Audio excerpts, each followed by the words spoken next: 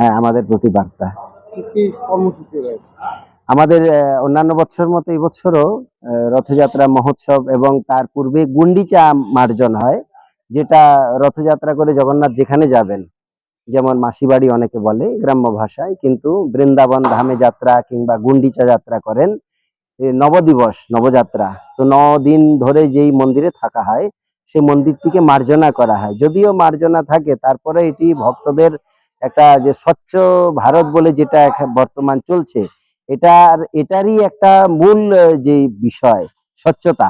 এই স্বচ্ছতা ভগবান শ্রী চৈতন্যদেব স্বয়ং সেটা দেখিয়েছেন যে স্বচ্ছতাই পবিত্রতা, আর এই স্বচ্ছতার মধ্যেই ঈশ্বর বিরাজ করেন।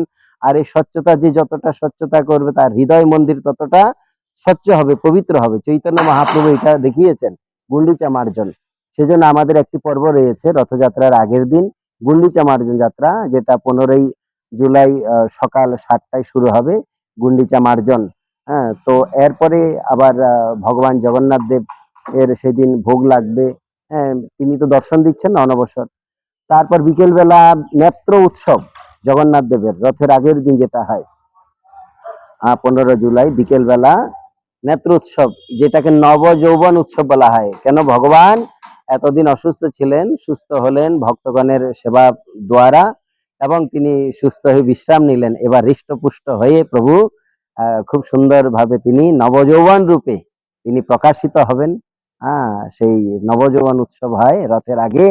নবযৌবন উৎসবের পর এইবার সেই দিন অন্যান্য দিনের মতো সন্ধ্যা আরতি, ভোগরাগ আদি হয়, শয়ন হয়। রথের দিন বিশেষ করে মঙ্গল আরতি আদি সকালবেলা, রথযাত্রা মহিমা পাঠ হয় সকাল 6টা থেকে 7টা পর্যন্ত। তারপরে রথযাত্রার বিশেষ প্রস্তুতি চলবে।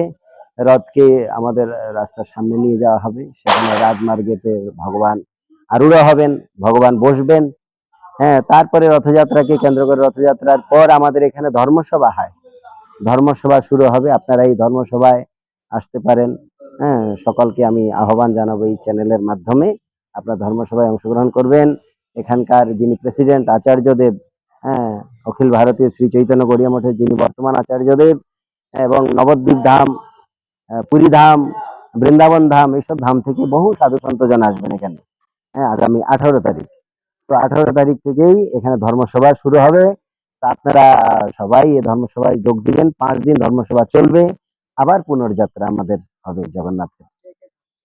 এখানে বিশিষ্ট দিনে বিশিষ্ট ব্যক্তি বর্গগণ রয়েছেন। ধর্মসভার প্রথম দিন থাকবেন আমাদের ত্রিপুরা রাজ্যের মহামান্য রাজ্যপাল মহোদয়, তিনি এখানে উপস্থিত থাকবেন। এবং দ্বিতীয় দিবসে আমাদের ত্রিপুরা রাজ্যের মাননীয় মুখ্যমন্ত্রী ডক্টর মানিক সাহা মহোদয়, তিনি উপস্থিত থাকবেন। এবং আরো অনেক ব্যক্তিবর্গগণ রয়েছেন সমাজের, তারা বিভিন্ন দিনে প্রধান অতিথি রূপে, বিশেষ অতিথি রূপে কিংবা প্রধান বক্তা, বিশেষ বক্তা রূপে তারা এখানে উপস্থিত থাকবেন।